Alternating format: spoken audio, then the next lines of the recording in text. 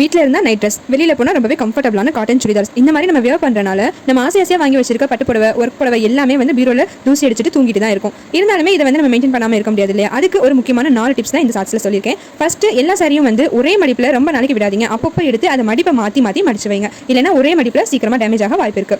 ரெண்டாவது முக்கியமான விஷயம், என்னதான் பூட்டி இருந்தாலுமே பீரோக்குள்ளேயும் ரொம்ப நாளைக்கு அப்படியே இருந்தால் தூசி வரதான் செய்யும். அதுக்கு இந்த மாதிரி சாரி ஆர்கனைசர்ஸ்ல வாங்கி அடுக்கி வச்சிருங்க. அது ரொம்ப சீப்பாவே கிடைக்குது. 8 பீஸ் 200 ரூபாய்க்குள்ள தான் மீஷோல கிடைக்குது. கண்டிப்பா வாங்கி அந்த மாதிரி அடுக்கி வச்சிருங்க. மூணாவது முக்கியமான விஷயம் என்னன்னா, நம்ம ஒரு ஃபங்க்ஷனுக்கு வியர் பண்ணிட்டு போயிட்டு வந்ததுக்கு அப்புறமா சாரி இந்த மாதிரி கசங்கி தான் இருக்கும். அது நீட்டா இருக்கணுங்கிறதுக்காண்டி அயன் பண்ணி உள்ள வைக்காதீங்க. கண்டிப்பா அயன் பண்ணி வச்சீங்கன்னா நம்ம அடுத்த ஃபங்க்ஷனுக்கு கட்டுற வரையும் அதே மடிப்புல இருக்கும், டேமேஜ் ஆயிடும்.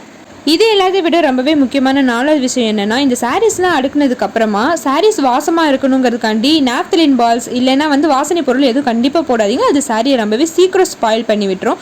நம்ம கல்யாணத்தன்னைக்கு உடுத்திருந்த பட்டு புடவைலாம் இயற்கையாகவே ஒரு மனம் இருக்குங்க. அது ரொம்பவே மெமரபிளாக இருக்கும். உங்கள் பட்டு புடவையில அந்த மாதிரி வாசடிக்கு தானே எடுத்து பாருங்க.